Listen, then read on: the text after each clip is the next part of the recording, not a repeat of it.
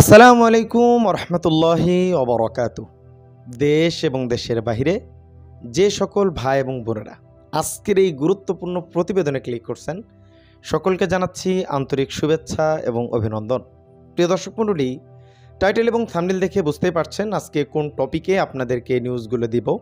আজকের দিনের যতগুলো গুরুত্বপূর্ণ আপডেট আসছে আমরা সেগুলো সম্পর্কে আজকের এই এক ভিডিওতে আপনাদেরকে জানানোর চেষ্টা করব। প্রিয় দর্শক মণ্ডলী, বাংলাদেশের প্রেক্ষাপট কিছুটা শান্ত। বাংলাদেশের বর্তমান ওরকম কোনো আহামরি কোনো নিউজ নাই, কিন্তু বর্তমান বিশ্বে যে আলোচনা চলছে ইরান এবং ইসরায়েলকে নিয়ে, সে ব্যাপারে অনেকগুলো নিউজ আপনাদেরকে দিব। যারা আন্তর্জাতিক খবর জানতে চান, আজকের ভিডিওটি মূলত তাদের জন্য। কিন্তু তার আগে একটু বাংলাদেশ নিয়ে একটা প্রতিবেদন আপনাদেরকে একটু দেখাতে চাই। ভিপি নুরুল হক নূর ভাই, তিনি কয়েকদিন আগে উপদেষ্টা মণ্ডলীর পরিষদে বসে ডক্টর ইউনূসকে নির্বাচনের জন্য তাগিদ দিয়েছেন এবং নির্বাচন দিতে হবে তিনি জোর গলায় বলেছেন। এবং ডক্টর ইউনূসের অনেকগুলো ভুল তিনি ধরছেন, কেন তিনি নির্বাচন দিতে চান না।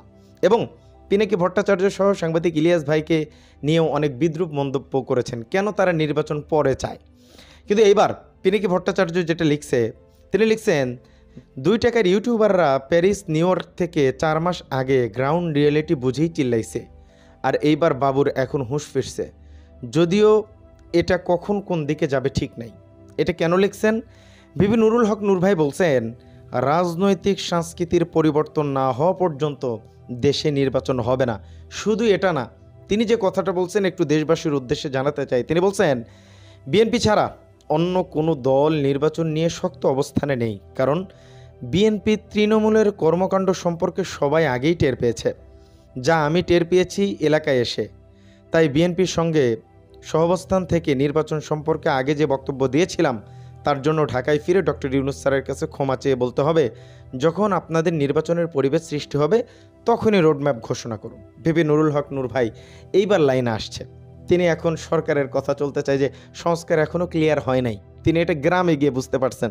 তো এই ব্যাপারে একটু আপনাদেরকে জানাতে ছিলাম। এবং আরও একটা বিষয় একটু জানাই, একটু সময় দেন, আন্তর্জাতিক খবরে আসতেছি। মানুষকে যদি কেউ বলে তুমি পোলাও চাও না কোরমা চাও, নাকি তুমি ভোট চাও, বাংলাদেশের মানুষ বলবে আমি ভোট চাই।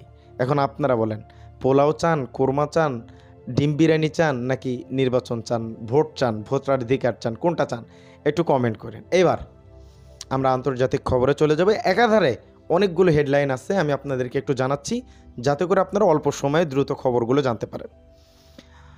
ইসলামিক রিপাবলিক অফ ইরান একটা প্রতিবেদন করছে, তিনি একটা লেখা লিখছে, ডোনাল্ড ট্রাম্প চাচ্ছে ইরানের সাথে একটু দাঙ্গা লাগাতে। তো ডোনাল্ড ট্রাম্পকে উদ্দেশ্য করে সেখানে পোস্ট করা হয়েছে, বলা হয়েছে, মিস্টার ডোনাল্ড ট্রাম্প, আপনি যদি না জানেন আমরা কারা, তাহলে কারবালার ইতিহাস পড়ে দেখুন। সুবহানাল্লাহ, আলহামদুলিল্লাহ বলবেন না? কমেন্ট বক্সে একটু জানাবেন। ইতিহাস পড়ে দেখেন কাদের সাথে লাগতে আসছেন, এত সহজ হবে না। আর একটা প্রতিবেদন, ইরানের সঙ্গে যুদ্ধের ব্যাপারে যুক্তরাষ্ট্রকে সতর্ক করলেন মার্কিন কংগ্রেস সদস্য। তিনি যুক্তরাষ্ট্রকে সতর্ক করছে। এবং সেই সাথে আয়াতুল্লাহ খামিনি, ইরানের সর্বোচ্চ নেতা, তিনি বলছেন, আমার শরীরের কোনো মূল্য নেই, আমার জীবনের কোনো গুরুত্ব নেই, এমনকি তারা আমাকে হত্যা করলেও এটাকে আমাদের ক্ষতি মনে করো না, যতক্ষণ তোমার নীতির উপর অটল থাকবে। একজন নেতার তো এরকম কথা হওয়া দরকার। এবং দেশের একটা প্রতিবেদন ঢুকে গেছে এর ভিতরে, সাবেক ভূমিমন্ত্রী সাইফুজ্জামান চৌধুরীর পাচার করা অর্থ ফেরত আনা হবে দুদক চেয়ারম্যান। খুবই ভালো সিদ্ধান্ত। এবং ইসরায়েল থেকে মার্কিন নাগরিকদের সরাতে পারছে না যুক্তরাষ্ট্র, দূতাবাস। ইসরায়েল থেকে মার্কিন যে নাগরিক আছে তাদেরকে সরাতে চেষ্টা করা হচ্ছে, কিন্তু পারা যাচ্ছে না আর কি।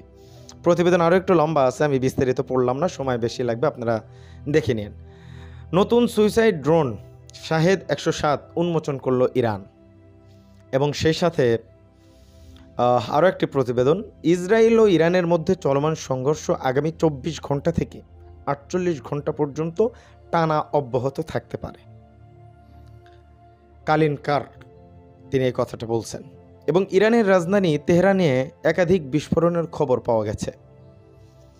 এবং সেই সাথে আরও একটি প্রতিবেদন, ইরানের ক্ষেপণাস্ত্র হামলা, তেল আবিবে বিমান হামলার সাইরেন।